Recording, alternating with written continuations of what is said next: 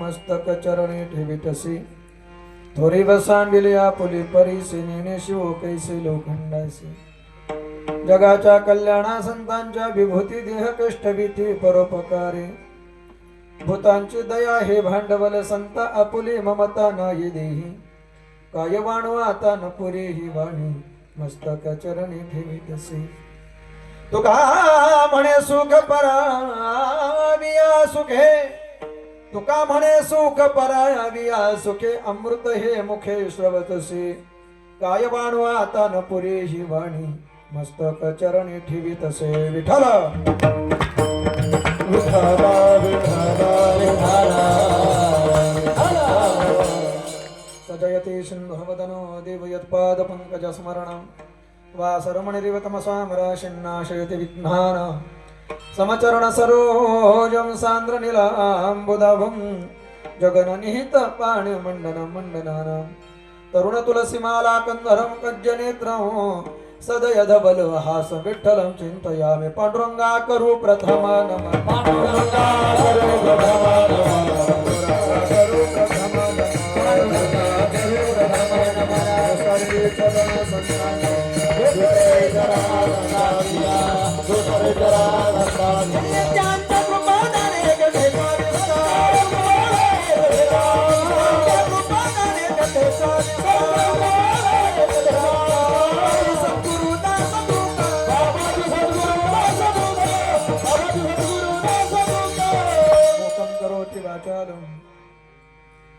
लंघयते गिरिं यत्कृपातमहं वन्दे परमानन्दमाधवं नारायणं नमस्कृत्यं नरं चैव नरोत्तमं देवी सरस्वतीं व्यासं ततो जयमुदीरये मंगलभवन मंगलहारी द्रवभूषदशरथ गिरविहारी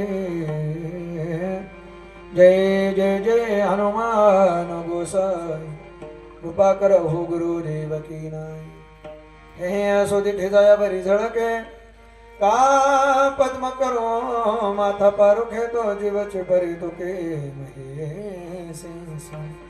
एवढे जी महिमेचे करणे तेव्हा चाळपणे वाणू मी कवणे का सूर्याचे अंग उठणे लागत असे केवता कल्पतरुवरी फुलोरा काही सेने पाहुणे रो क्षीरसागरा ऐसा कवणे वासी कापुरा सुवासुदेव चंदनात काही सेने चर्चावे अमृतात पिवते रांधावे गगनावरे वभवावे घडे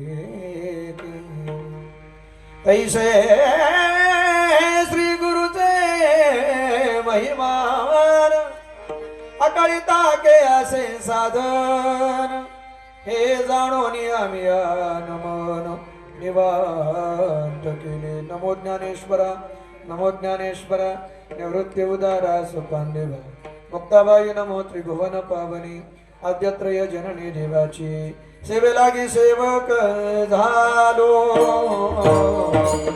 सेवे लागी सेवक झालो सेवे लागी सेवक झालो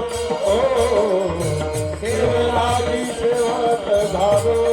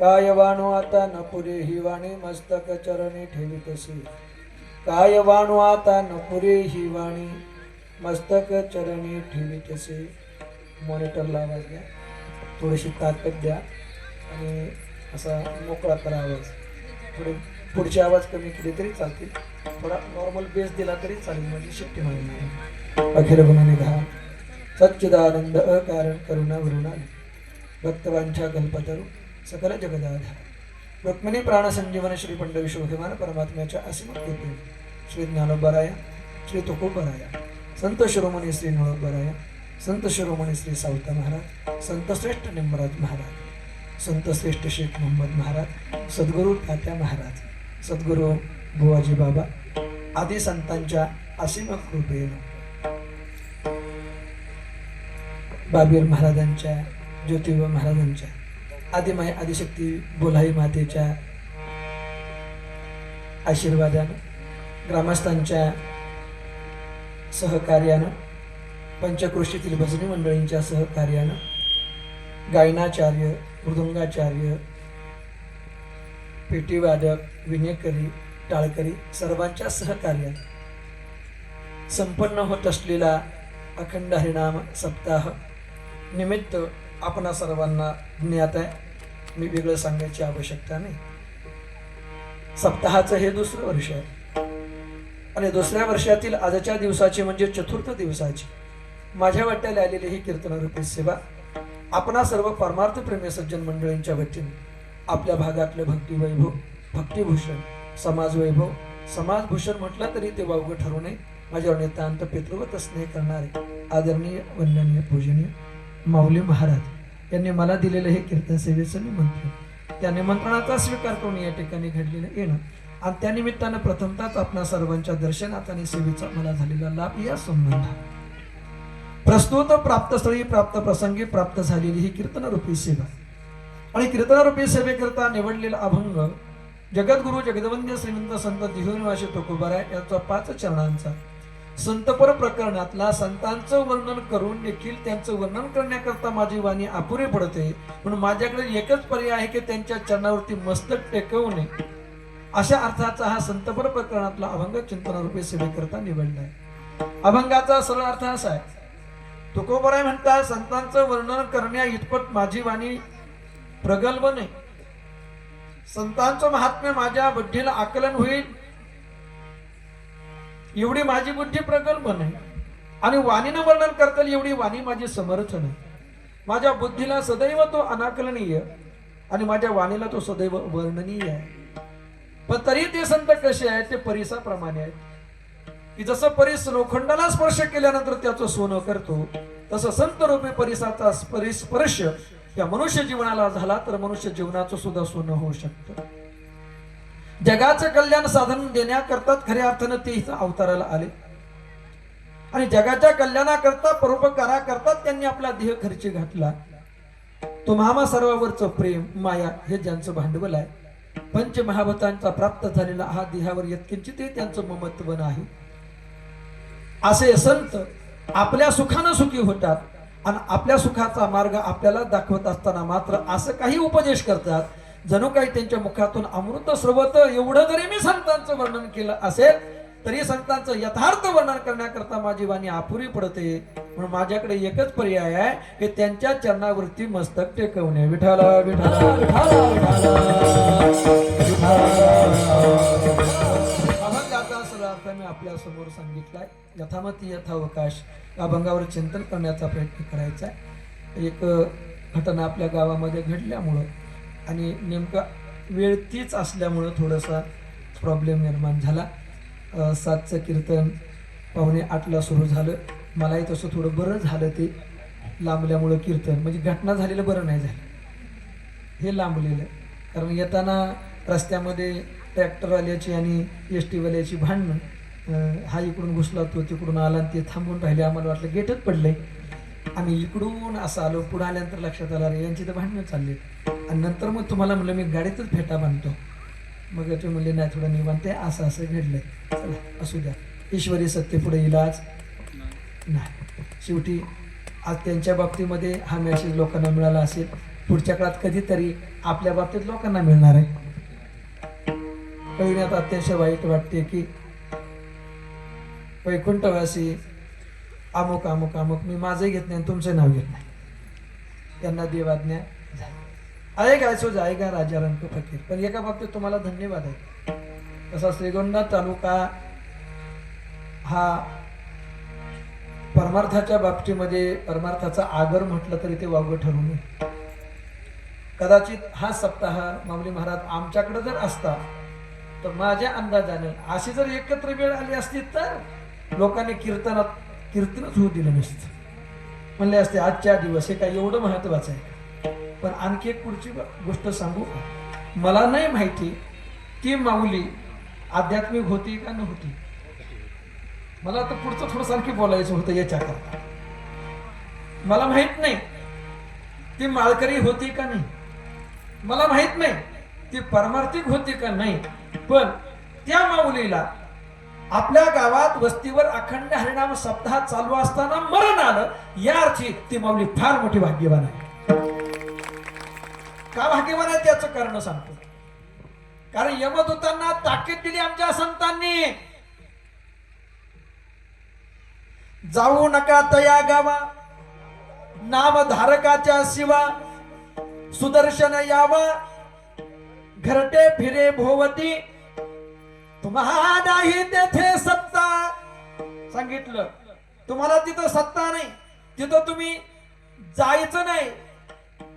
जेथे होय हरिकथा सदा घोष नामाचा. नामधारकाच्या गावाच्या सेवेला सुद्धा तुम्ही जायचं नाही.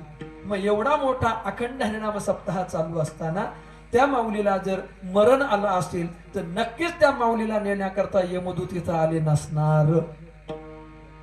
हे उघड आहे, ताकीदच आहे. माऊली भाग्यवान आहे. सप्ताहाच्या कालावधीत आमच्यासारख्या कीर्तनकारांना सुद्धा मागून मरण यायचं नाही. आमची इच्छा आहे, एवढी कीर्तन करतो आम्ही, कीर्तन करता करता मरण यावं. पण मला नाही वाटत कुठंतरी गाडीच धडकणार आमची. तेवढं पुण्य कदाचित आमच्याकडे प्राप्त होईल का नाही, मिळेल का नाही शंका आहे. माऊली भाग्यवान आहे, ती घटना घडली. त्यामुळं कीर्तन थोडं उशिरा सुरू होते. उपस्थितीवर थोडासा परिणाम आज असणार आहे, कारण नात्या गोट्यातला तो परिवार असल्यामुळं. पण तरी असतो. पण तरी तुम्हाला सुरुवातीला एक धन्यवाद देतो की आजचं कीर्तन ड्रॉप न करता तुम्ही हरिकथा, हे हरिकीर्तन आणि सप्ताहातला हा नियम असाच चालू ठेवलाय, म्हणून तुम्हाला धन्यवाद आहे. विठाला विठाला. आधीचा वेळ वाया न दवडता माझ्या अभंगाकडे येतो. चिंतनरूपी सेवेकरता निवडलेला अभंग जगद्गुरु तुकोबारायांचा 5 चरणांचा संतपर प्रकरणातला. संतांचं महात्म्य, संतांचं वर्णन माझी वाणी करू शकत नाही, ती अपुरी पडते. म्हणून माझ्याकडे एकच पर्याय आहे, तो म्हणजे संतांच्या चरणावरती मस्तक टेकवणे. पण सगळ्यात महत्वाचा प्रश्न हा आहे, संतांचं वर्णन करण्याकरता आपले सर्वांचेच वाणी हे समर्थ नाही, असमर्थ आहे. संतांचं महात्म्य आपल्या वाणीला अवर्णनीय आहे, हे नक्कीच आहे. कारण संतांनी अशा अर्थाची कितीतरी प्रमाण लिहून ठेवलेली आहे. संतांचं वर्णन आपली वाणी करू शकत नाही. का करू शकत नाही? 4 पात्र मी सांगतो, 4 मुद्दे मी सांगतो की त्याचं वर्णन करण्याकरता वाणी समर्थ ठरू शकत नाही, त्यांचं वर्णन करण्याकरता वाणी पुरेशी ठरू शकत नाही. पहिला मुद्दा, पहिलं पात्र आहे ब्रह्म. ब्रह्माचं वर्णन आपली वाणी करू शकत नाही. श्रुती नेती नेती म्हणती अनु मानेना शेष शिनला झाल्या सहस्र जीवा जीवा देव का हो विटेवर उभा उभा. त्या ब्रह्माचं वर्णन होत नाही. ते ब्रह्म कसं आहे? श्रुती नेती नेती म्हणती अनु मानेना, नाही वर्णन करतायत. ब्रह्माचं वर्णन होत नाही, ते वर्णनातीत आहे. चला पुढचा मुद्दा सांगितला माया. मायेचं वर्णन होत नाही, मायेचं वर्णन करता येत नाही.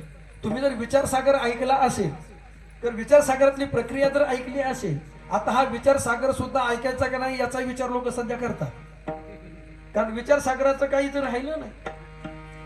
विचारसागर, वृत्ती प्रभाकर, ज्ञानेश्वरी, पंचदशी, चांगली 65 हे फक्त ग्रंथांची नावं कीर्तनकारांच्या मुखातून पुढच्या काळात आपण ऐकायची. त्याच्यात काय सांगितलंय, काय लिहिलंय हे समजून घ्यायच्या भानगडीत पडायचं नाही.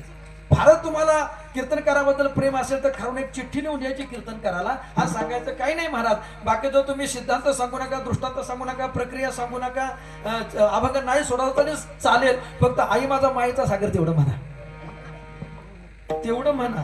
किंवा एखादा पोवाडा तरी म्हणा, चमके शिवबाची तलवार, म्हणजे मग आमच्या गावात कीर्तनात तमाशा झाल्यासारखं वाटेल. विठाला विठाला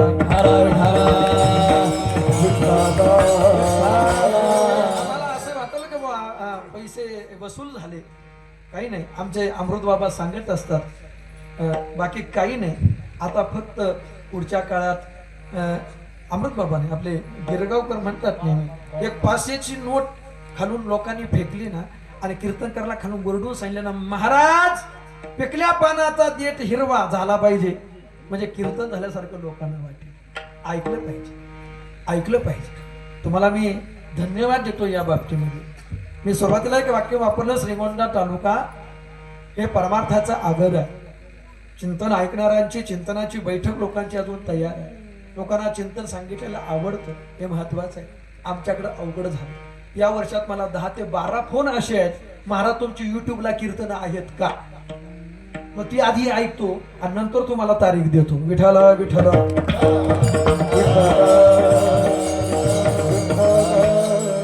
माया आणि ब्रह्म या दोघांचंही वर्णन करत असताना विचारसागरामध्ये वर्णन आलं.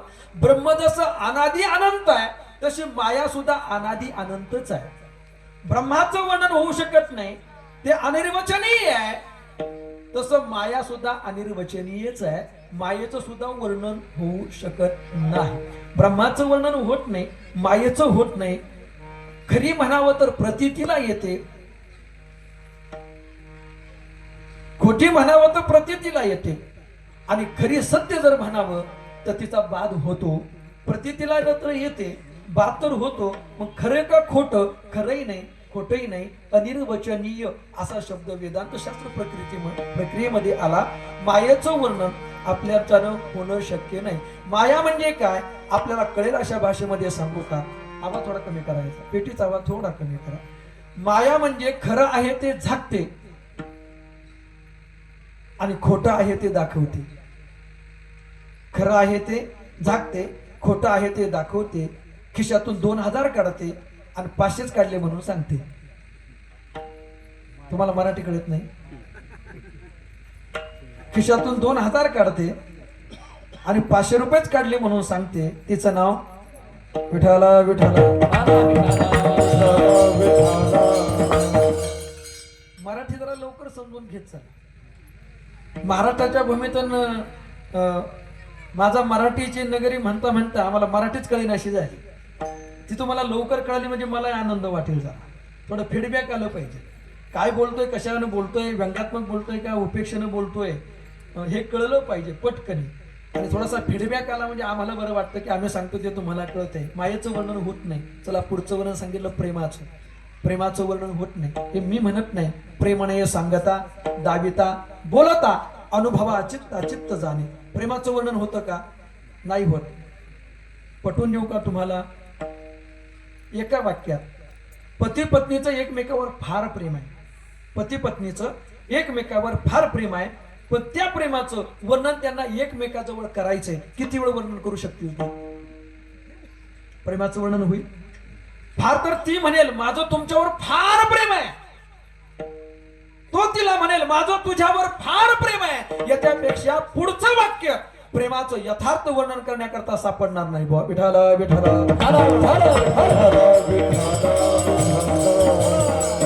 प्रेम अनुभवाचा विषय आहे, वर्णनाचा विषय नाही. वर्णन होऊ शकत नाही. प्रेम आहे हे कृतीतून प्रकट होतं पण त्याचं वर्णन मात्र करता येत नाही. आता त्याचं प्रदर्शन चाललंय सगळीकडे, तो भाग वेगळा आहे.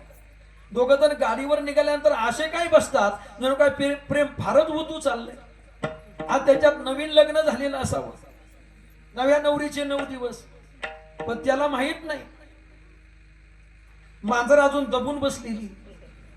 टप्प्यात येईपर्यंत एकदा का तो टप्प्यात आला तिच्या तावडी सापडला का मग शादी हे लाडू मोतीचूर का खाये पछताये न खाये पछताये.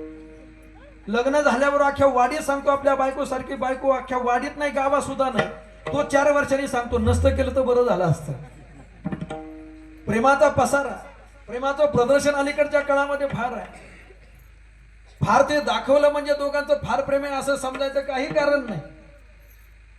माझ्याकडे गाडी नव्हती त्यावेळेला एसटीनं प्रवास. मी नाशिक सिन्नर भागामध्ये त्या कीर्तनाला जायचो नाही. सकाळी बसलो का संध्याकाळी उतरायचं, मुक्कामी गाडीने त्या गावात जायचं. सिन्नरच्या स्टँडवर बसलो. बसल्यानंतर जी गाडी जाणार होती कीर्तांगळी म्हणून गाव आहे त्या गावात, त्या गाडीला यायला थोडं उशीर झाला, लेट झाली गाडी. अर्धा तास, 1 तास, 1.5 तास वैतागून गेलो मी. चौकशी करायला गेले का ते म्हणतात तिकडे जायची गाडी अजून डेपोत आली नाही, आली का सुटेल, आलोशन होईल. 1.5 तास मी बसून होतो. पण 1.5 तास मी तिथं बसलो असताना माझ्या समोर एका बाकावर 2 जण बसले होते. माझ्या अंदाजानं ते नवरा बायको असावेत आणि दुसरा अंदाज असा की नेमकं त्यांचं 2-3 महिन्यापूर्वीच लग्न झालेलं असावं, कारण हातावरची मेहंदी पुसलेली ते बसले होते. असे बसले होते एकमेकाकडे तोंड करून. हा तिच्या डोळ्यात बघत होता. काय बघत होता कुणास ठाऊक. अर्धा तास, 1 तास, 1.5 तास आश्चर्य वाटलं. म्हणलं काय प्रेम आहे. म्हणलं नवीन नवीन चालतंय.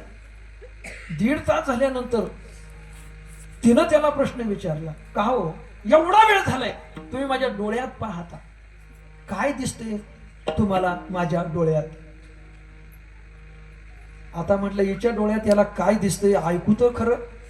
मी थोडासा सरकलो, कानूसा दिला. तो म्हणला खरं सांगू का. म्हणजे सांगा ना, खरं सांगू का. ती म्हणली प्लीज सांगा ना. खरं सांगू का. ती म्हणली आता पायातली काढू का. सांग ना. सांगू का. तुझ्या ना डोळ्यात मला सगळं जग दिसतंय. मला एवढा आनंद झाला मी पळतो तिथं आलो. तुला जग दिसतंय हिच्या डोळ्यात, बाकीचं काय काय दिसतंय ते नको सांगू, पण मला नेणारी गाडी मुक्कामी कुठवर आली तेवढं तरी सांग निदान. ती तर दिसत असं ना कुठवर आली. यानं प्रेम व्यक्त होतं का हो? प्रेम कृतीतून प्रगट होत असतं. प्रेमाचं वर्णन होत नाही, ते कृतीतून प्रगट व्हावं लागतं, त्याचा अनुभव यावा लागतो. प्रेमाने सांगितला दाविता बोलता अनुभवा चित्ता चित्त जाणे. पत्नी नुसती जर पत्नीला म्हणत असेल माझं ना तुमच्यावर फार प्रेम, फार प्रेम, फार प्रेम, एक काम करा, उठा, गॅस पेटवा, एक पातेलं पाणी तापवा, आंघोळ करा, परत एक तापवा, मला उतरून द्या, मी आंघोळीला जाते, तुम्ही गॅस पेटवा, पातेलं ठेवा, एक कप पाणी, एक कप दूध, चहा पावडर टाका, साखर टाका, चांगला उकळू द्या, गाळून मला द्या, राहिला तर तुम्ही घ्या. आणि माझं तुमच्यावर फार प्रेम. प्रेम कृतीतून प्रगट होत असतं. तो अनुभवाचा विषय आहे, ते वर्णनातीत आहे.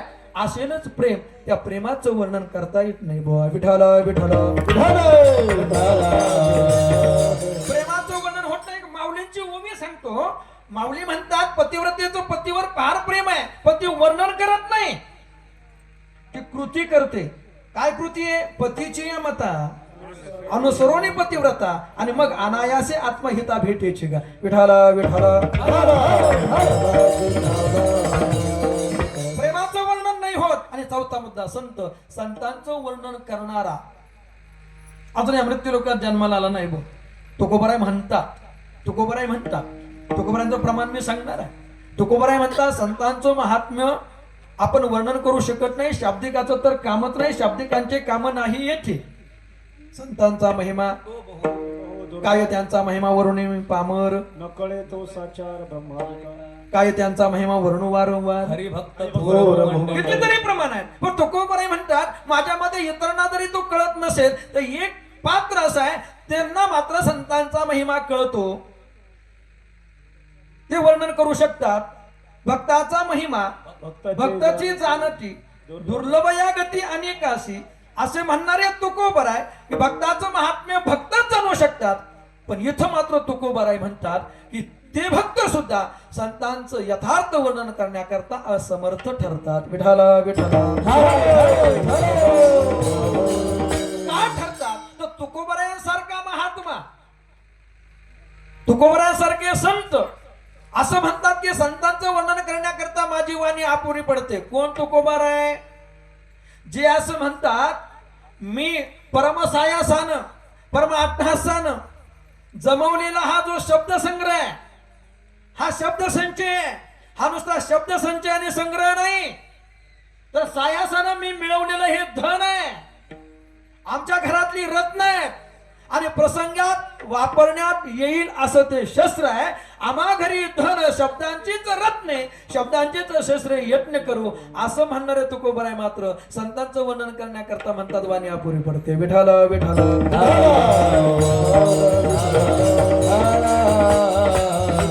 हे बुद्धीला पडतं का? पण आणखी एक युक्तिवाद करतो, तर्क सांगतो. भगवान परमात्म्याच्या नामस्मरणानं एवढी योग्यता प्राप्त होते की जो सतत भगवान परमात्म्याचं नामस्मरण करतो त्याचा देह पवित्र होतो आणि वाणीला पावनता प्राप्त होते. पवित्र तो देह, वाणी पुण्यवंत कोण? जो मध्ये अच्युत सर्व का. भगवान परमात्म्याच्या नामचिंतनानं वाणीला पावनता प्राप्त होते, पवित्रता प्राप्त होते, असं तुकोबारायांचं म्हणणं आहे. आणि ते नामस्मरण तुकोबारायांच्या बाबतीत त्याचा विचार केला तर माझी मदत झाली अनावरमाच्या. सदा नाम घोष करू हरिकथा, सुखे शिव ब्रह्मानंदा गाऊ राम नाम सदा, नोहे मग बाधा काळ दूत यमाची. एवढं अनंत पटेल नामस्मरण करणारे जगद्गुरु तुकोबाराय. आणि नामस्मरणानं भगवान परमात्म्याच्या वाणीमध्ये एवढं पावित्र्य प्राप्त होऊन सुद्धा ते म्हणतात की ती माझी वाणी संतांचं वर्णन करू शकत नाही. विठाला विठाला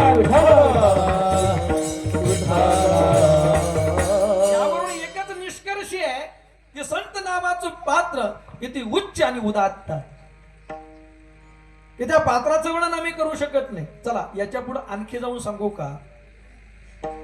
जगाचा एक मालक आहे, करता धरता.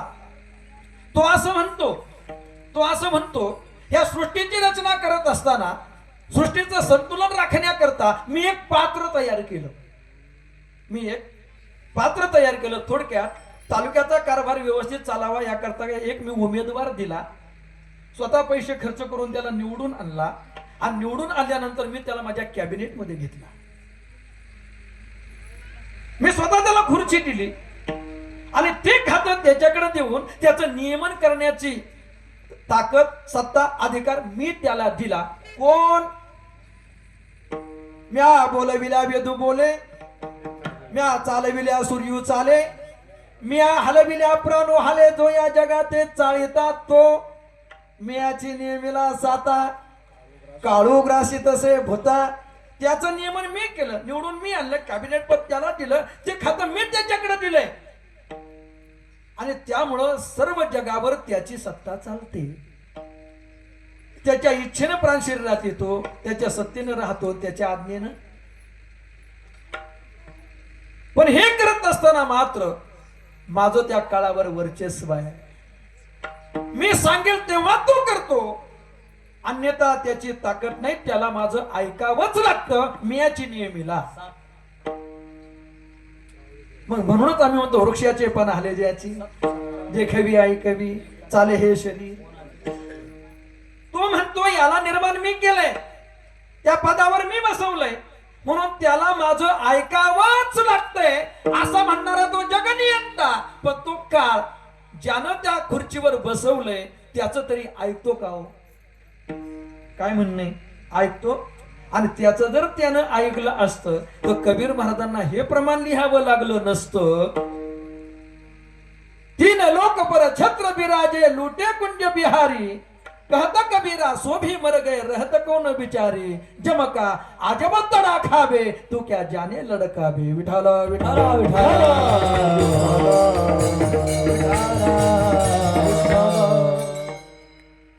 तो म्हणतोय काळ ही माझी विभूती आहे, काळाला मी तिथं बसवलंय, पण त्याचं सुद्धा तू ऐकत.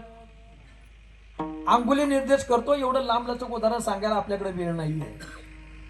नियोजित वेळेतले 15 मिनिटं फक्त बाकी आहे. योग्यता किती मोठी. इच्छा मृत्यूचं वरदान प्राप्त झालं.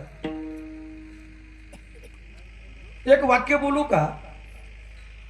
मातृपितृ भक्तांची यादी ज्यावेळेला आपल्या समोर येते त्यावेळेला सगळ्यात अगोदर त्याच्या अग्र क्रमांकावर नाव त्या यादीमध्ये असतंय ते मर्यादा पुरुषोत्तम प्रभू रामचंद्रांचं. पण माझा थोडासा विरोध आहे याला. पितृभक्तांच्या यादीमध्ये सगळ्यात अगोदर ज्याचं नाव घेतलं पाहिजे ते पितामह भीष्माचार्य. सांगून वेळ घेणार. एवढी योग्यता प्राप्त झाली. वास्तविक वडिलांचं लव्ह मॅरेज होतं. हे प्रकरण तेव्हापासूनच आहे. ते मागून पिछे से आया आगे धकाया हे तेव्हापासूनचं प्रकरण आहे. बारीक सारी गोष्टी विचारात घ्या. हे नवीन काही नाही. जुन्या काळात चोळ्या होत्या ना, इथपर्यंत होत्या ना. आता तुम्ही पाहिलं असेल, आमची आजी होती, आईची आई होती, चोळीला खालून गाठ मारायचे, बरोबर आहे. ती स्टाईल आता आली का नाही? परत आली ना. खेड्यापाड्यात जरी आली नाही तरी तिकडं आली. इथपर्यंतची चोळी मधल्या काळात गेली, आता परत आली का नाही? हौसन आता तरुण मुली चोळ्या शिवतात इथपर्यंत. हे सगळं प्रकरण जुनच आहे, नवं याच्यात काही नाही. मागून आलं ते पुढं पुढं चाललंय. मी याच्याकरता हे बोललो, गंगा आणि राजा शांतनूचा हा प्रेम विवाह आहे. गंगेला बघितलं, एका गाडीत जायचे एका गाडीत यायचे. हा अगोदर चढून बाकावरती रुमाल टाकायचा, म्हणायचा माझा मित्र येतोय मागून बसण्याकरता. हे आम्हाला सगळे अनुभव आहेत महाराज, बरोबर का? कारण आमच्या नशिबात मुक्कामीच गाड्या ना. विठाला विठाला. आम्हाला कधी बसू दिलं नाही सीटावर कोणाने भाऊ. मग ते ओळखीचं रूपांतर प्रेमात, आणि मग ते रोज डे झाला.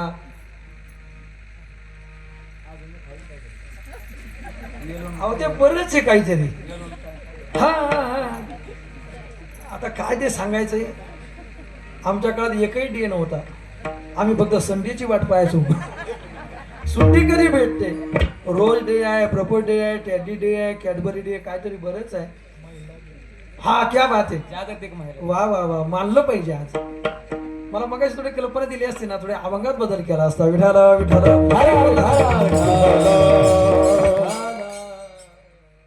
आज महिला दिन आहे. खऱ्या अर्थाने वुमन डे. वास्तविक हे डे नसतातच हो, हे डे नसतातच. आमच्या संतांनी सांगितलं एका दिवशी फक्त सत्कार नाही करायचा. यत्र नार्यस्तु पूजन्ते तत्र रमन्ते देवता. ज्या घरात स्त्रीची पूजा होते ना, ज्या घरात स्त्रीला सन्मान दिला जातो, मान सन्मान दिला जातो, जगाचा मालक लक्ष्मी सहित त्या घरात वास्तव्याला येतो. विठाला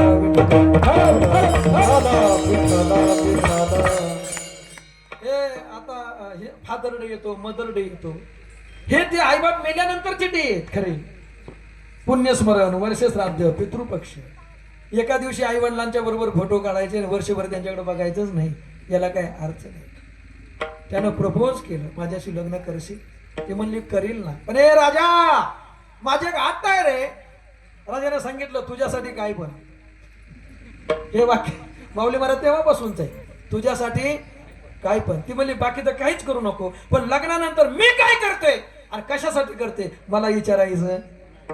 अलीकडच्या काळात आम्ही म्हणतो पोरींना कळतच नाही, प्रेम आंधळ असतं.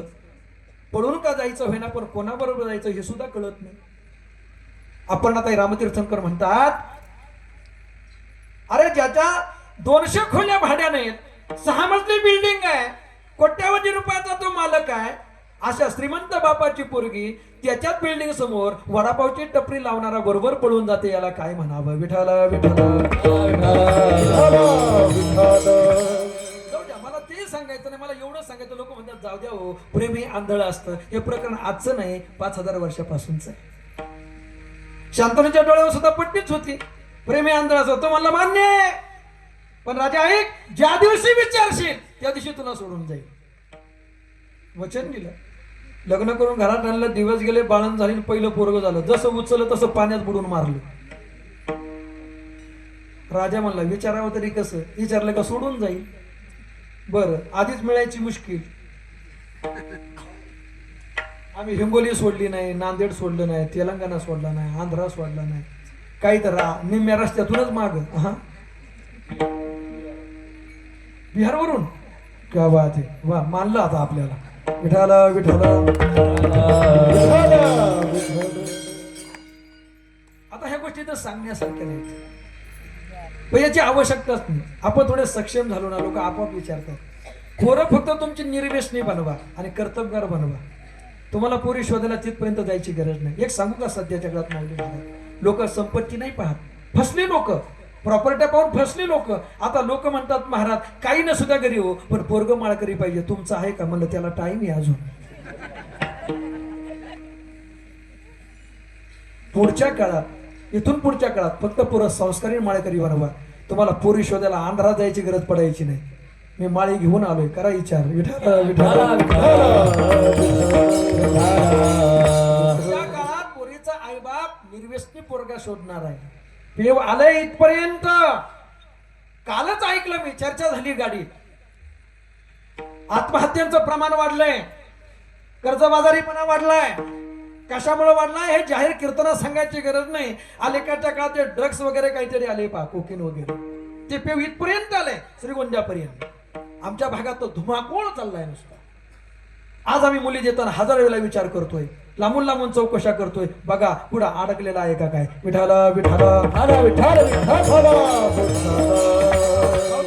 या अवांतर बोलायची गरज येत नाही, पण ती इथं बोललं पाहिजे, सांगितलं पाहिजे. पुढच्या काळात पोरीचा बाप निर्व्यसनी पोरांचा शोध घेणार आहे, हे लक्षात घ्या. पण पोरग सदाचरणी बनवा, माळकरी बनवा, परमार्थिक बनवा.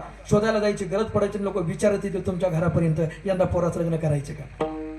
प्रेम आंधळ असतं.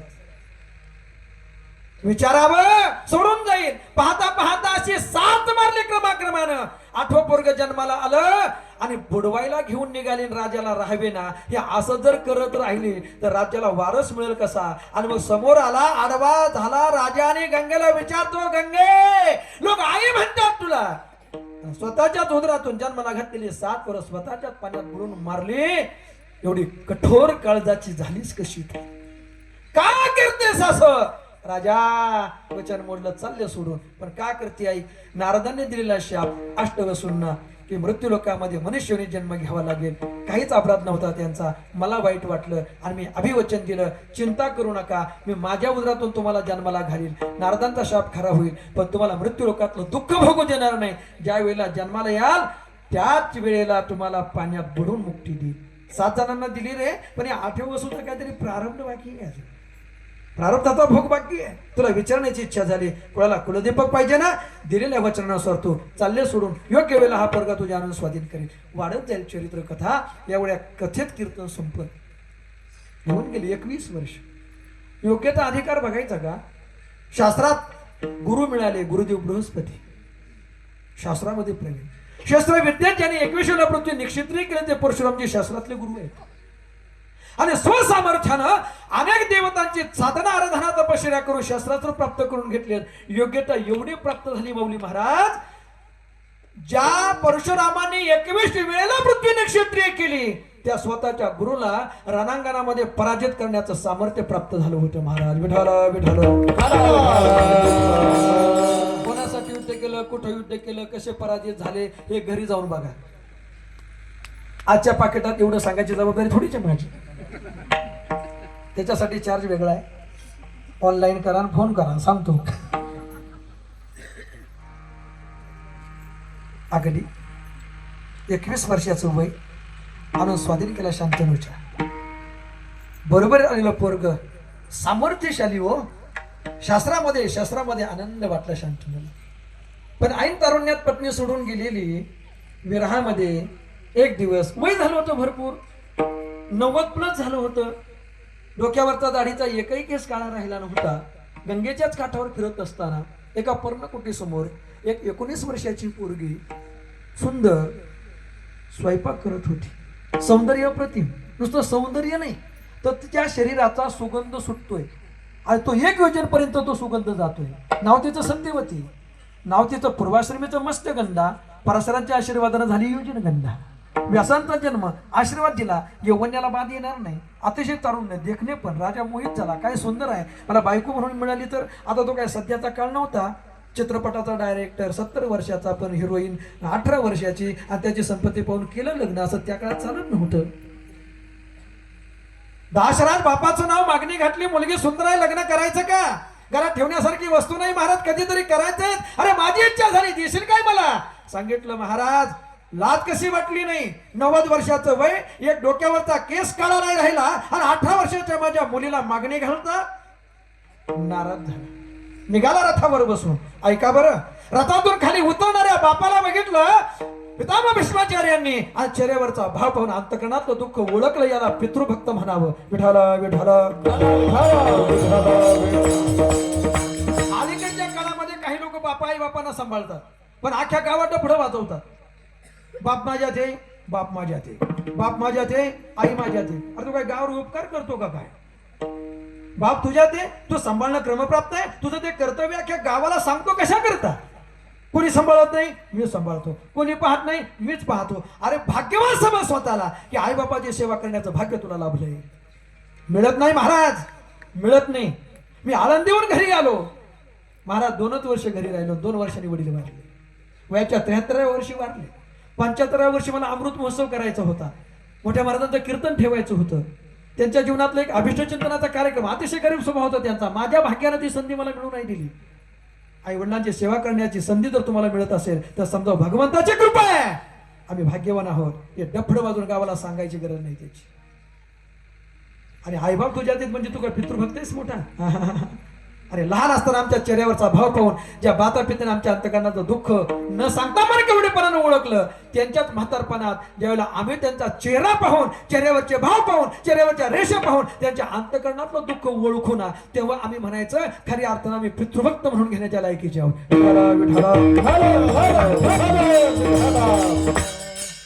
राजा खाली उतरतोय आणि 21 वर्षाचं पोरग, देवव्रत त्यांचं नाव, पितामह भीष्माचार्य पूर्वाश्रमीचं नाव. ओळखलं. पिताश्री जाताना सतेज चेहऱ्याने गेलेले, येताना चेहरा उतरलाय का? हे देवव्रत एक मुलगी पाहिली रे, आवडली, लग्न करण्याची इच्छा झाली. मग अडचण काय? बाप नाही म्हणतोय. हस्तिनापूरची सम्राज्ञी होणार आहे आणि बाप नाही म्हणतो. कोण आहे ती? पत्ता सांगितला, त्याच रथावर बसून गंगेच्या काठावर रथातून खाली उतरले. दासराजानं बघितलं पोरीच्या बापानं, त्यांना असं वाटू लागलं बापाला नाही म्हणून बापानं पोरग पाठवलं काय नव्हतं, त्याच्यासाठी मागणी घालायला असं वाटलं. पण पितामह खाली उतरले भीष्माचार्य आणि लोटांगण साष्टांग दंडवत घातला त्या तरुणीला आणि नमस्कार केला. हे माते, आपल्या पुत्राचा प्रणाम स्वीकार कर. काय योग्यता आहे. आश्चर्य वाटलं दाशरथ, तुम्हाला बायको म्हणून शोभण्यासारखी आहे आणि तुम्ही आई म्हणून प्रणाम केलात. माझ्या करता आलोय मागणी घालायला असं समजलात, तुमचा गैरसमज आहे. माझ्या बापासाठी आलो. आणि मग सांगितलं ना, एक पाय कबरीत आहे, लग्न करायचं म्हणतो, तेही 18 वर्षाच्या माझ्या मुलीशी. बाप वयस्क आहे, म्हातारा आहे म्हणून नाही म्हणाला. हातात पाणी संकल्प, तारुण्याची वृद्धत्वाची आदला बदल. 90 वर्षाचं वृद्धत्व भीष्माचार्यांना प्राप्त झालं आणि 21 वर्षाचं तारुण्य शांतनुला. आता दिसेल का नाही मुलगी. हे युवराज, तारुण्य दिलं खरं बापाला, पण तूच राजगादीचा वारस आहे. माझ्या नाताने काय तुझी सेवा करायची. पुन्हा संकल्पने प्रतिज्ञा केली, अजन्म सिंहासनाला स्पर्श करणार नाही. पण तुम्ही लग्न केलं, तुम्हाला मुलगा झाला, ज्येष्ठ पुत्राचा ज्येष्ठ पुत्र म्हणून तो गादीवर बसेल. माझ्या नाताने त्यांची सेवा करायची, ही भीती वाटते का. तिसरी प्रतिज्ञा, बापाच्या आनंदा करता लग्नच करणार नाही तर पुत्र होईल कुठून. भांडायचं काहीच कारण नाही. आता तरी द्याल का नाही मुलगी. हे युवराज, क्षत्रिय तेजाने युक्तात, माझ्या पोरीकडून काही जर चुकलं तर एका कानफाडीत वर पाठवतात. क्षत्रिय तेजाने युक्तात, भीती वाटते माझी. तुमच्या पोरीला त्रास दिला असं वाटतं तुम्हाला. अरे तुमचीच मुलगी काय, पण जगाच्या पाठीवर कोणत्या स्त्रीवर कधीच हत्यार उगारणार नाही. बापाच्या आनंदा करता चौथी प्रतिज्ञा, विठाला विठाला. किती मोठी योग्यता हो, किती मोठी योग्यता. लग्न झालं सत्यवत्यातील 2 पोरं झाली. तिला शांतनू पासून किती पोरं झाली. 2 पोरं झाली. त्यांची नावं काय, एकाचा सलमान खान, एकाचा आमिर खान. कळलं पाहिजे लोकांना. महाभारत रामायण आपल्या हिंदू धर्मातले मोठे ग्रंथ आहेत, वाचले पाहिजेत. महत्वाची पात्र कशासाठी काय, हे नुसती पात्र नाहीत, बऱ्याचशा गोष्टी घेण्यासारख्या आहेत. एवढ्या सूक्ष्मतेने वर्णन करायला तर माझ्याकडे विचित्र वीर चित्रांगद राजा मृत्यूशयीवर पडला. आणि एक दिवस पितामह भीष्माचार्य जे देवव्रत उशाला येऊन बसले. आपल्यासाठी त्याग केलेल्या एवढ्या त्यागी पुत्राकडे बघितलं आणि डोळ्याला धारा लागल्या, चेहऱ्यावरच्या रेषा बदलल्या. आणि भीष्माचार्य म्हणतात, बाबा हे डोळ्यामध्ये दुःखाश्रू कशा करता, तुमच्या सुखाकरता आनंदाकरता एवढा त्याग. आणि मृत्यू समय मृत्यूशयीवर तुम्ही असं दुःखानं प्राण सोडला तर मला बरं वाटेल का.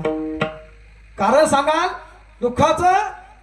सांगितलं, हे देवव्रत, तू तर प्रतिज्ञा केली राजसिंहासनाला स्पर्श करणार नाही, लग्न करण्याची प्रतिज्ञा केली, पण हे दोन्ही लायकीची नाहीत रे. बापाला कळतं बरं, बापाला कळतं पोर आपली काय लायकीची आहे. हे दोन्ही लायकीची नाही राजगादीवर बसण्याच्या. या राज्याचं व्हायचं कसं. बापानं सुखानं प्राण सोडावा, पण बापाचा हात हातात घेतला आणि बापाला वचन दिलं, बाबा नका चिंता करू, हस्तिनापूरच्या गादीवर जो राजा बसल त्या प्रत्येक राजामध्ये तुमचं प्रतिबिंब पाहून आजन्म राजसिंहासनाची सेवा करील. हे बापाला दिलेलं वचन म्हणून नालायक धृतराष्ट्राची केली. विठाला विठाला. आजन्म शेवटपर्यंत त्या अधर्मी धृतराष्ट्राची सेवा केली, फक्त बापाला दिलेलं वचन. आनंद वाटला ना, आशीर्वाद दिला. माझ्याकरता एवढा त्याग केलास ना, हे देवव्रत आशीर्वाद देतो तुला. हा मृत्यू देखील तुझ्या इच्छेविरुद्ध तुला स्पर्श करणार. आशीर्वाद दिला आणि मग पुन्हा प्रतिज्ञा केली, जोपर्यंत हस्तिनापूर चौबाजून सुरक्षित दिसत नाही तोपर्यंत प्राणत्याग करणार नाही. एक युक्तिवाद करू का, एक युक्तिवाद. पितामह भीष्माचार्यांसारखा महात्मा दक्षिणायनात मेला काय आणि त्यांनी उत्तरायणात देह ठेवला काय. ते दक्षिणात त्यांनी देह ठेवला म्हणून ते नरकाला जातील असं म्हणता येईल का आपल्याला. हे म्हणायचं धाडस आम्ही करू शकत नाही. पण शरपंजरी पडल्यानंतर 22.5 दिवस प्राण धरून ठेवला. फक्त बापाला दिलेलं वचन हस्तिनापूर चौबाजून सुरक्षित दिसत नाही तोपर्यंत प्राणत्याग करणार नाही. पण जोपर्यंत धर्मराज गादीवर बसत नाही तोपर्यंत प्राण धरून ठेवलाय. विठाला विठाला.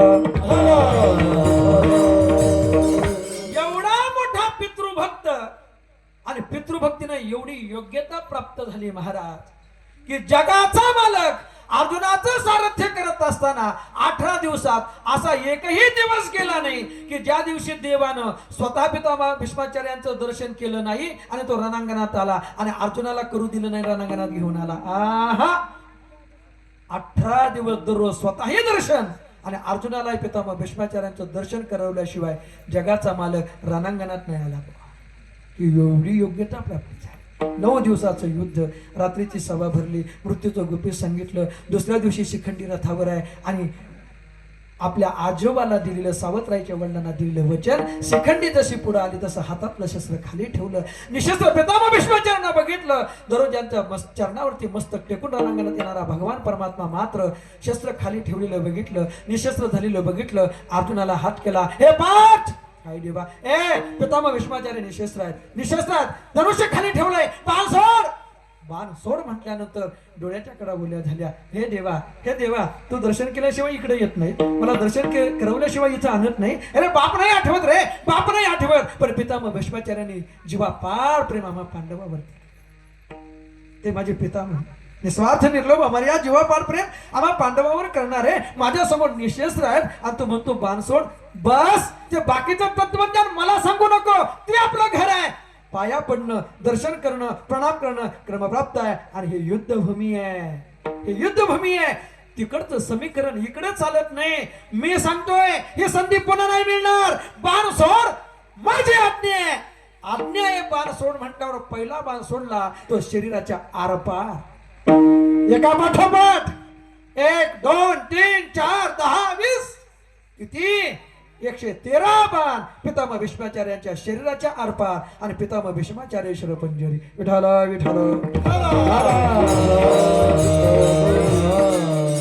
आणि पितामह भीष्माचार्य रथातून खाली पडले शरपंजरी पडले आणि खाली पडल्याबरोबर रथातून उडी घालून पहिल्यांदा पितामह भीष्माचार्यांच्या दर्शन करणाऱ्या चरणांचं जर कोण असेल तो हा जगाचा मालक त्याने अर्जुनाला बाण सोडायला हा जोडणं भाग पितामह भीष्माचार्यांची ताकद किती आहे जगाचा मालक पयाशी हात जोडणं भाग देवा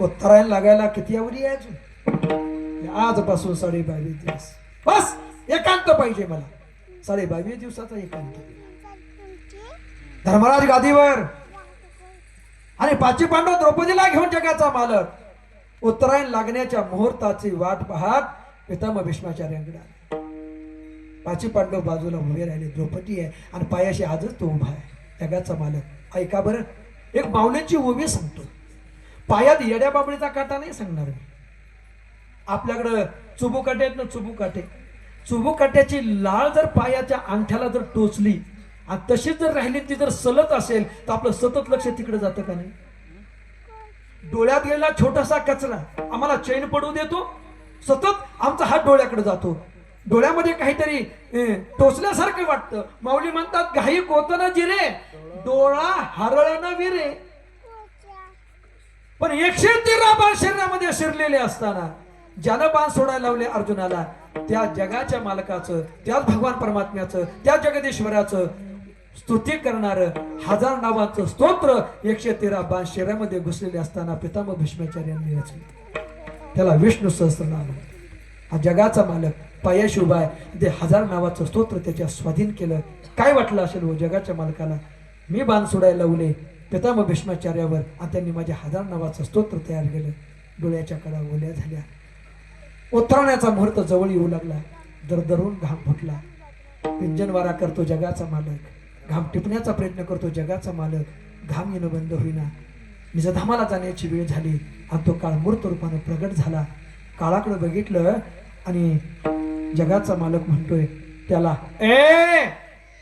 कशा करता आलास देवा जायची वेळ झाली ना पितामहांची घेऊन जाण्याकरता आलो मी जाऊ असताना पितामहांना नेण्याकरता आलास माहित नाही तुला त्यांना इच्छा मृत्यूचं वरदान आहे त्यांना ज्या वेळेला इच्छा होईल त्यावेळेला येतील चल निघून गेला तो पण गेला नाही त्याने गेल्यासारखं केलं तिथंच थांबला बराच वेळ प्रयत्न करून चेहऱ्यावरचा घाम येणं बंद होत नाही कंटाळून देव पुन्हा पायाशी उभे राहिले चेहऱ्यावर दरदरून घाम फुटला आणि एवढ्यात एक अज्ञात पुरुष पितामह भीष्माचार्यांच्या उशाशी आला त्यानं आपल्या उत्तरीयानं घाम टिपला विंजन वारा केला आणि एका क्षणात घाम येणं जसं बंद झालं प्रथम भीष्माचार्यांच्या लक्षात आलं आणि चेहऱ्यावर स्मित हास्य उमटलं.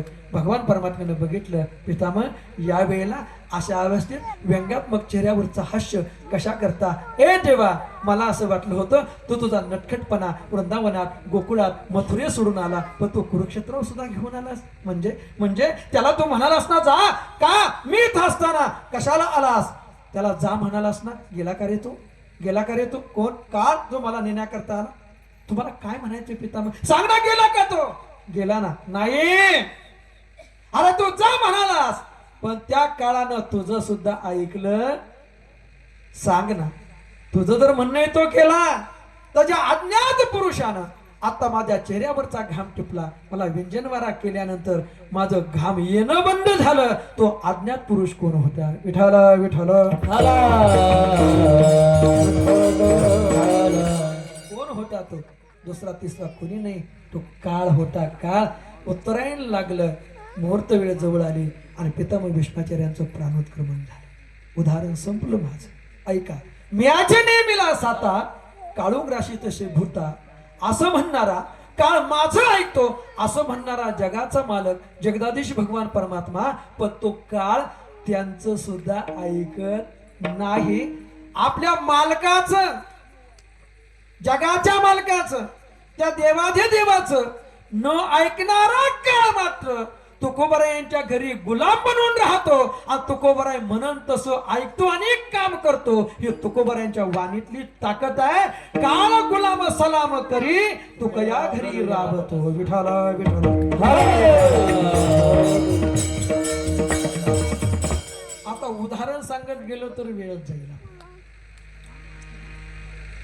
ज्यानं नियमन केले त्याचं काळ ऐकत नाही, पण तुकोबरायांच्या वाणीतली ताकद, त्यांच्या घरी काम करतो आणि म्हणल तसं ऐकतो. जगा काळ खाय तुकोबराई म्हणतात आम्ही माथा दिला, ऐकतो याच्यात नवल नाही. तुकोबरायांचं नुसतं नाव जरी ऐकलं तर काळाला काटा उभा राहतो. बुवा तो का राम तू काय राम नाम घेता काटे, नाम घेता काटे, नाम घेता काटे.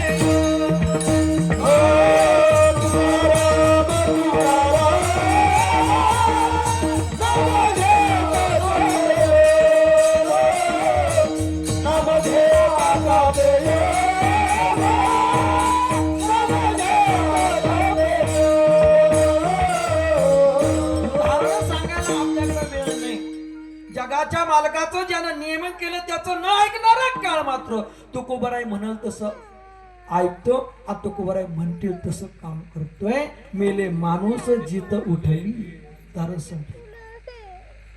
त्या काळावर तुकोबरायांच्या वाणीचा एवढा धाक आहे, एवढी वाणीतली ताकद आहे. ते तुकोबराय म्हणतात संतांचं वर्णन करण्याकरता वाणी अपुरी पडते. या अर्थी संत नावाचं पात्र किती मोठं असलं पाहिजे याचा विचार आपण करायचा. किती मोठं आहे, किती मोठं आहे त्याच्याकरता एक उदाहरण सांगतो आणि चरणावर येतो. विठ्ठल.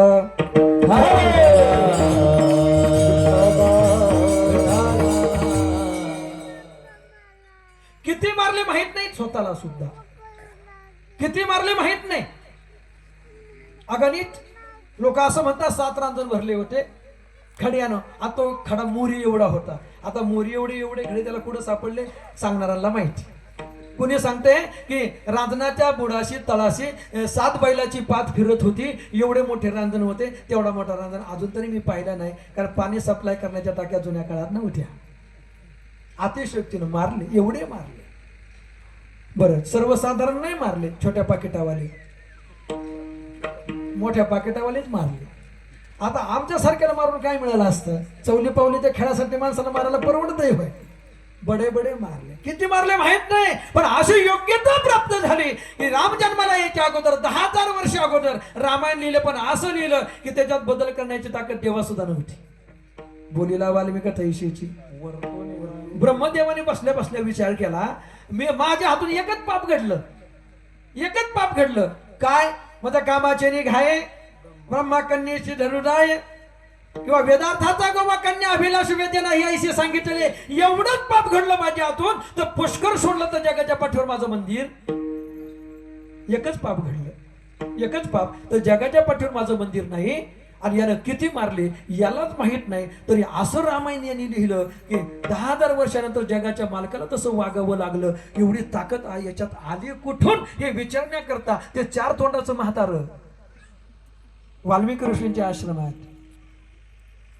दारातून आत प्रवेश केला आश्रमाचा, ती पोरं पळतच सुटली.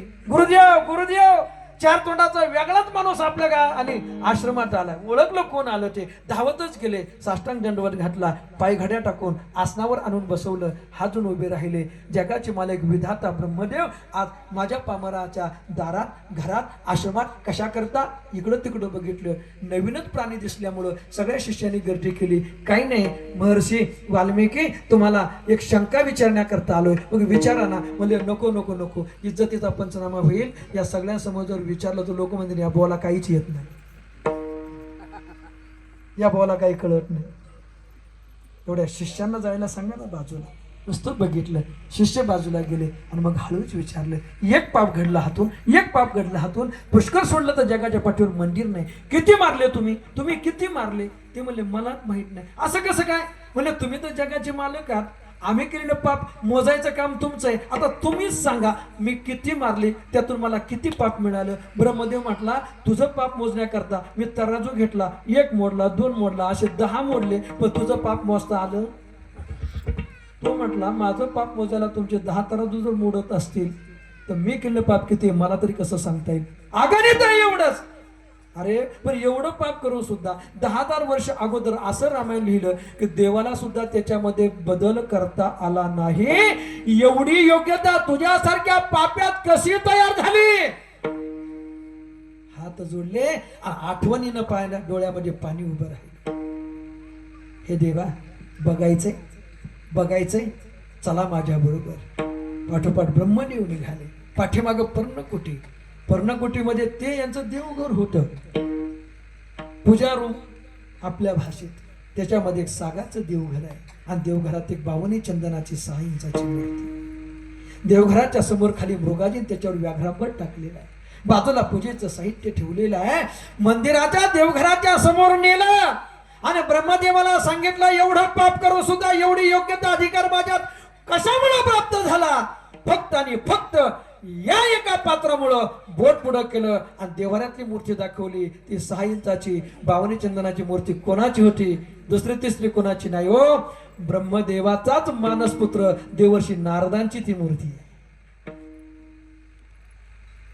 हे देवा, हा महात्मा जर मला माझ्या जीवनात प्राप्त झाला नसता, तो भेटला नसता, त्याची कृपा प्राप्त झाली नसती, तर एवढी योग्यता मला माझ्या जीवनामध्ये कधीच प्राप्त झाली नसती.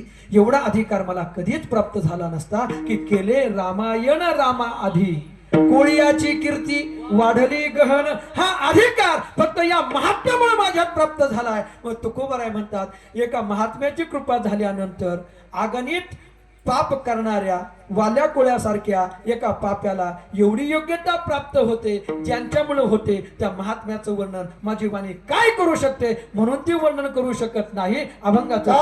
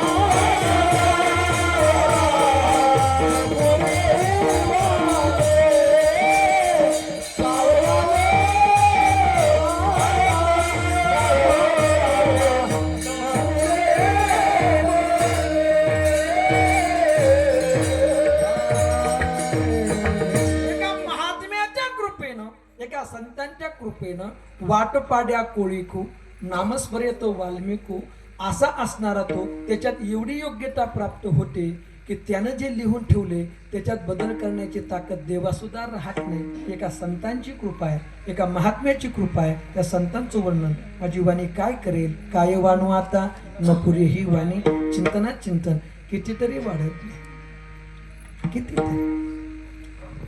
संतांचं वर्णन होतच नाही. किती अंगानं वर्णन करायचं ठरलं तरी ते यथार्थ होईल असं मला वाटत नाही. आज महिला दिन आहे, मराठीत त्याला वुमन्स डे म्हणतात, इंग्रजीत महिला दिन म्हणतात. तुमच्याकरता थोडं बोलतो, आज थोडी संगती लावतो. तुमच्यात फार मोठी ताकद आहे. मगाशी एक रील पाहिली मी मोबाईलवरती, सुंदर होती ती. एखाद्या माणसाला, एखाद्या पुरुषाला एखादं काम चांगलं जमलं नाही, लोक त्याला काय म्हणतात, काय जमतं रे तुला, बांगड्या भर. काय जमतं तुला, बांगड्या भर, असं लोक म्हणतात का, बांगड्या भर. पण बांगड्या भरणारे हे हात काय करू शकतात याची किती उदाहरणं सांगू तुम्हाला. अरे बांगड्या भरणारे हे हात शून्यातून स्वराज्य उभं करू शकतात. नारी की निंदा मत कर यारो, नारी रतन की खान, जिस पेट से पैदा हुए शुक भीष्म हनुमान. तुमच्यात फार मोठी योग्यता आहे, एवढी योग्यता आहे की 50 माणसाचं कुटुंब तुम्ही एकत्र बांधून ठेवू शकता. एवढी योग्यता तुमच्यात आहे. आणि एवढी योग्यता तुमच्यात आहे, लग्न करून आला का 6 महिन्यात 2 भाऊ वेगळे वेगळे काढता. ही योग्यता सुद्धा तुमच्यातच आहे. तुम्ही ठरवलं तर काही होतंय. खरंच सांगत गेलो तर कितीतरी बोलत जाईल, पण माझ्या या पहिल्या चरणाकरता एक उदाहरण सांगणार आहे. मिळवणी करतो आणि सगळी भजनं शेवटी घेतो. विठाला विठाला विठाला विठाला तुमच्यावर जबाबदारी सुद्धा फार मोठी आहे. तुम्ही जर पुण्यकर्म जर केलं ना तर 21 कुळाचा उद्धार आहे. 14 पतीकडच्या आणि 7 पित्याकडच्या, 21 कुळाचा उद्धार. पण तुमच्या हातून जर काही चुकलं तर त्याचा परिणाम किती पुढ्याला भोगावा लागतो माहित आहे. बुडती 42 जाती नाक का, 42 पिढ्या पतनाला जातात. एवढी जबाबदारी आहे तुमच्या, तुमची योग्यता. तुझा आहे तुझं पासी, परी तू जागा चुकलास. फक्त महिन्याला 1,500 खात्यात जमा व्हायला लागले तर सत्ता बदली केली हो तुम्ही. दणक्या केली का नाही. सगळ्या बहिणींनी लाडक्या, भावांना निवडून दिलं लाडक्या. सत्ता बदल झाली महाराज. एवढी योग्यता तुमच्यात आहे. गड्याने काही करू द्या पण तुम्ही नाहीच हटल्या. सरकारच निवडून आणलं तुम्ही. मग योग्यता तुमच्यात किती योग्यता आहे सांगतो महाराज. गार्गी सारखी साध्वी तुमच्यातलीच आहे. ज्ञानोबाऱ्यासारख्या महात्म्याला डिप्रेशन मधून बाहेर काढणारी माऊली तुमच्यातलीच आहे. स्वराज्याचं, हिंदवी स्वराज्याचं स्वप्न पडणं सुद्धा स्वप्नवत त्या कालखंडात वाटावं. त्या कालखंडात शून्यातून स्वराज्य उभं करणारी राजमाता जिजाऊ ही तुमच्यातलीच आहे. किती उदाहरणे सांगतो तुमच्याकरता. एक उदाहरण मुद्दाम सांगतो, माझ्या पहिल्या चरणाकरताच सांगणार आहे. संतांचं वर्णन होत नाही, होतच नाही. वारकऱ्याच्या घरातली पोरगी लग्न झालं, सासरी आली. 1-2 वेळेला जाणं येणं पाठवणी घडली. 16व्या दिवशी 16वा. ब्राह्मण कुटुंब होतं, गावचे कुलकर्णी होते. सत्यनारायणची पूजा 16 ओळ्यात ब्राह्मणांची जेवणं झाली. आवरावर करायला दुपार गेली आणि वाड्याच्या कोपऱ्यामध्ये भरून साठवून ठेवलेल्या पत्रावळ्या टोपलीमध्ये घेतल्या, हऱ्यात घेतल्या, झापात घेतल्या आणि उकिरड्यावर टाकण्याकरता गेली. आणि टाळ मृदंगाचा आवाज कानावर पडला. सायंकाळची वेळ, गावात दिंडी आलेली. तिने ओळखलं वारकऱ्याच्याच घरची पोरगी. पत्रावसे टोपलं तिथं टाकून गेलं, तशीच गावात निघून गेली. अंतरीचे धावे स्वभावे भावे रे दरित आहे परी आवरे. हरिपाठ झाला, कीर्तन झालं, जेवण झाली. इकडे घरात सासू घाबरली. 2 तास झालं सून दिसत नाही. इकडे बघ, तिकडे बघ, तिकडे बघ, सापडेनाच. घराच्या पाठीमागे गेली. येरी डोकून पाहिलं. येता येता लिंबाच्या झाडाला वर बघितलं. एवढ्यात पोरग आलं. मुर्द्या गेलता कुठं दिसत नाही घरात. दोघं शोधतात, सापडत नाही. तिथंच रमली, तिथंच थांबली. कीर्तन ऐकलं आणि सासरा घरी आला, प्रसाद घेऊन आला, जेवण करून आला, पण पाणी प्यायचं होतं. मग डोक्यावरची पगडी खुंटीला टंगत असताना घरात हाक मारली. नवी नवेली दुल्हन सुनबाई घरात आलेली, प्रेमानं हाक मारली, सखू जेवण करून आलोय, पाणी पाहिजे, पाणी घेऊन ये. सखू तिकडच थांबली, तिकडच रमली. दुसऱ्यांदा हाक मारणार. जगाच्या मालकाला काळजी पडली, अरे ती तर तिकडं आहे. माझ्या भेटीच्या ओढीनं निघाली तिंडीत पंढरपूरला येण्याकरता. पण 16वाचा दिवस, 16वायाच. आज जर सखू घरात दिसली नाही तर माझ्या सखूच्या प्रपंचाचं वाटोळं झाल्याशिवाय राहणार नाही. दुसरी हाक मारली, सखू अरे कुठेस, पाणी प्यायचंय मला, पाणी घेऊन ये. आता सखू पाणी नाही घेऊन आली तर सखूचा प्रपंच मोडला म्हणून समजा. पण जगाच्या मालकानं विटेवून उडी घातली. तांब्याचा, पितळेचा तांब्या, पितळेचं फुलपात्र पाण्यानं भरलेलं येत नाही म्हणून तिसरी हाक मारण्याकरता तोंड उघडणार. एवढं मामंजी, अरे 2 हाका मारल्या, थोडासा वेळ लागला. सासू म्हणली, एवढा वेळ शोधतो तुला, 4 तास झाले ना, सापड नाही तू. ते म्हणले, आत्या आमच्या बापाच्या घरचा नियम आहे, वारकऱ्याचं घर आमचं, कीर्तन हरिपाठ चालू असताना बोलायचं, उठायचं नसतं. वा वा वा वा, पाणी पिले. देवाच्या विषयातली सखू तिथं थांबले. दुसरा दिवस खरी सखू गेली पंढरपूरला निघून. आता तिच्या गैरहजेरीत देवाला जाणं घडीना. गेलो, पितळ उघड पडलं तर संसार मोडल. सगळे कामं देवाने करावीत. स्वयंपाक करावा, भांडी घासावीत, सडा समार्जन, सारवण वगैरे करावं, सासू सासऱ्याची सेवा करायची, पतीची सेवा करायची. इकडे मात्र मजल दर मजल करत सखू पंढरपुरात 1.5 महिना उलटून गेला. स्नान केलं, चंद्रभागेचं पुंडलिकरायांचं दर्शन. पांडुरंगाच्या समोर आले, डोळे भरून पांडुरंगाला बघितले, चरणाला मिठी घातली. पांडुरंगा, नाही रे जावं वाटत आता माघारी परत, तुझ्या जवळच थांबून घे. देव मनात विचार करतो, तुला तिथं थांबवलं, मला इथं थांबावं लागलं, माझं कसं व्हायचं इकडे. बस देवाचा विरह सण होईना. भगवान परमात्म्याच्या रावळात सकुने देह ठेवला. वारकऱ्यांनी प्रेत उचललं. चंद्रभागेच्या वळवंटात चिता रचली आणि तिथं एक यांच्याच गावचा ब्राह्मण वारीला आलेला. अरे आग्नेत येणार कोण आता, एवढं येणी बैल कोण गेलं, पाहिलं तर सखू. मला आमच्या गावच्या कुलकर्ण्याची सून निवर्तली गेली, स्वतःच्या हाताने आग्ने दिला आणि तुमची सून पंढरपुरात वारली सांगण्याकरता परत गावाकडे. विठाल विठाल. मजल करत ब्राह्मण गावाच्या जवळ येऊ लागला. तसं देवाला घाम फुटला. माघारी यायची आशा सुद्धा उरली नाही. आता शेवटी हाक मारायचे तरी कोणाला. खरं सांगू का, लोक काही म्हणू द्यात, नवरा बायकोला सुखदुःखात एकमेकाशिवाय दुसरं कोणी नसतं बुवा. आईबाप किती दिवसाचे, सासू सासरे किती दिवसाचे. देवाची गत तीच आहे. देवानं हाक मारली, भक्ताला नाही मारली, दुसरी कोणाला नाही मारली, आपल्या बायकोला मारली. रुक्मिणी, का तुझा नवरा सही सलामत पंढरपुरात या वाटतो का तुला?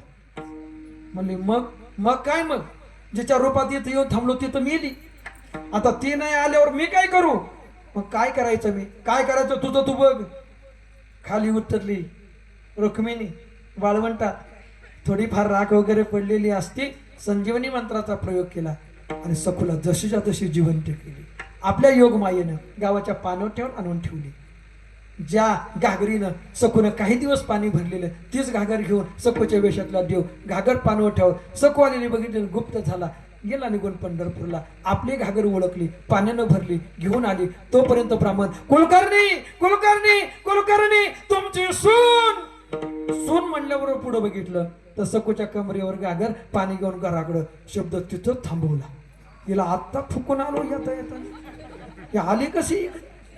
पण आली. तोंडातले शब्द तोंडात विरघळले. ब्राह्मण तो निघून गेला. रात्र सरली. सकाळी सखून आंघोळ केली आणि आंघोळ करता करता लक्षात आलं, माझ्या पोटात 2 महिन्याचा गर्भ आहे. लग्नाला 2.5 महिने झाले. 16वा झाल्याबरोबर पंढरपूरला गेले. पतीचा माझा संग नाही, परपुरुषाचा स्पर्श नाही. वयस्क भेटला बाप मानला, समवयस्क भेटला भाऊ मानला आणि पोटात 2 महिन्याचा गर्भ. माग काय घडलं माहित नाही. माझ्या सासूला कळलं, माझ्या सासऱ्याला कळलं, माझ्या पतीला कळलं आणि विचारलं गर्भ कोणाचा, काय सांगू मलाच माहित नाही, हे कसं झालं. घाबरली, प्रपंच मोडला माझा आणि डोळ्यांना धारा लागल्या आणि पळतच आली देवघरात आणि देवघराच्या समोर बसली. रंगनाथाची मूर्ती हातावर घेतली, गळगळ डोळ्यातून पाणी आणि उजव्या हातावर घेतलेल्या रंगनाथाला विचारते, ए का रे, हे कसं घडलं, हे जर आता कळलं घरच्या लोकांचा प्रपंच टिकल का माझा. प्रपंच मोडला रे, तुझ्या करता पंढरपुरात आले, माझा प्रपंच मोडला. घळगळ घळगळ डोळ्यातून पाणी, सखूच्या डोळ्यातले अश्रू बघितले आणि तळ हातावरची रंगनाथाची मूर्ती बोलते, सखू वेडे का खोळी, 16व्याच्या दिवशी पंढरपुराकडे निघून गेलीस, हे सासू सासऱ्यांना कळालं असतं तर प्रपंच टिकला असता का तुझा. मग मग काय, मग तुझ्या रूपात राहिलो तुझ्या घरात, भांडी घासली, धुनी धुतली, सडा समार्जन केलं, स्वयंपाक केला, सासू सासऱ्याची सेवा, नवऱ्याची सेवा, नवऱ्याची हो, तुझ्या घरात राहिलो, सगळ्यांची सेवा केली. पण एक वेळ, एक दिवस असा आला, म्हणले कसा, एक दिवस एकांतामध्ये असताना तुझ्या पतीच्या मनात वासना निर्माण झाली. कवाना एके दिनी वासना उद्भवली पतीची यामनी, हस्ते कवळवणी कामिनी जसे जे पोहडविली. पतीच्या मनात वासना निर्माण झाली, त्याने इच्छा व्यक्त केली, नाही म्हणालो असतो तर पितळ उघडं पडलं असतं, बिंग फुटलं असतं, तुझा प्रपंच मोडला असता. सखू तुझा प्रपंच मोडू नये, तुझ्या प्रपंचाचं वाटोळ होऊ नये म्हणून तुझ्या वेशात तुझ्या घरात राहणारा मी तुझ्या पतीचा काम पुरवला.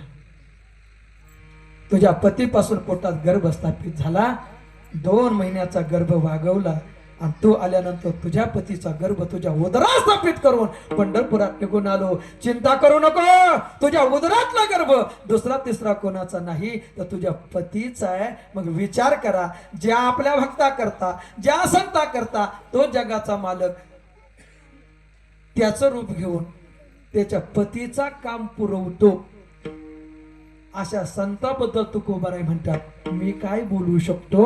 आणि म्हणूनच म्हणतो, काय वाणू आता न पुरे ही वाणी, मी फक्त एकच करू शकतो, मस्तक चरणी ठेवीतसे विठोबा रघुमाई, विठोबा रघुमाई, विठोबा रघुमाई, विठोबा रघुमाई, विठोबा रघुमाई,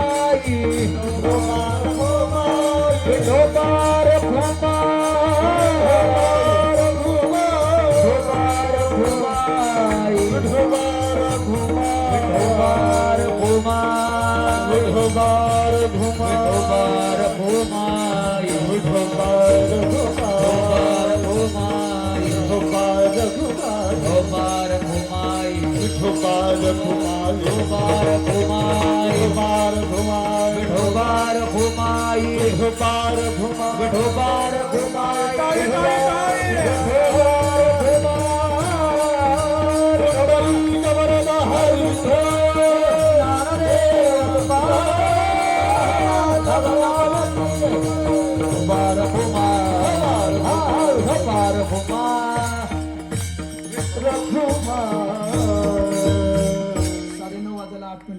एक अंगुली निर्देश परत करतो आणि बरोबर 9:30 कीर्तनाला विराम. 2 दशम्यांनी 2 एकादशी असं कधी घडत नाही, पण 2 दशम्यांनी 2 एकादशी. आणि आदल्या दिवशी लोकांना प्रश्न पडला की 2 दशम्यांनी 2 एकादशी आहे तर एकादशी धरायची कोणती. जुना काळ होता, समाज अडाणी, गावात सप्ताह सुरू होता. महाराजांना विचारलं, महाराज एकादशी पकडायची कोणती. महाराज म्हणले, मलाही सांगता येत नाही. म्हणले, मग विचारायचं कोणला. पंढरपूरच्या जवळचं गाव. म्हणलं, जा पंढरपुरात. आणि पंढरपुरात एक चातुर्माशी महाराज राहतात, ते तुम्हाला नक्की सांगतील. ते लोक निघाले, 2-3 दिवस अगोदर निघाले, आले पंढरपुरात. आणि पंढरपुरात आल्यानंतर त्यांनी विचारलं तर चातुर्माशी महाराज कीर्तनाला गेले. सेवकाला विचारलं, काय भानगड आहे. ते म्हणले, काय नाही, तुम्ही कशा करता आलात. म्हणले, एकादशी कोणती पकडायची. म्हणले, मग महाराजांना विचारायची काय करायची. म्हणले, कसं काय. ते म्हणले, आजच्या दिवस थांबा, उद्या एकादशी ना. उद्या सकाळी आमच्या मठातल्या कुत्र्यानं भाकरी खाल्ली नाही तर समजायचं एकादशी आजची. आमचे महाराज सुद्धा पंचांग पाहत नाही. कुत्र ज्या दिवशी भाकर खात नाही त्या दिवशी महाराज एकादशी करतात.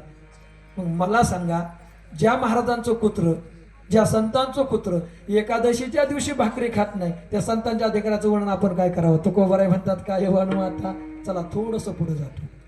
ते चातुर्मासी महाराज खूप मोठी भगवत भक्ती त्यांच्या जीवनामध्ये घडली. वृद्धापकाळ आला आणि वृद्धापकाळ आल्यानंतर अंथरुणाला खेळले.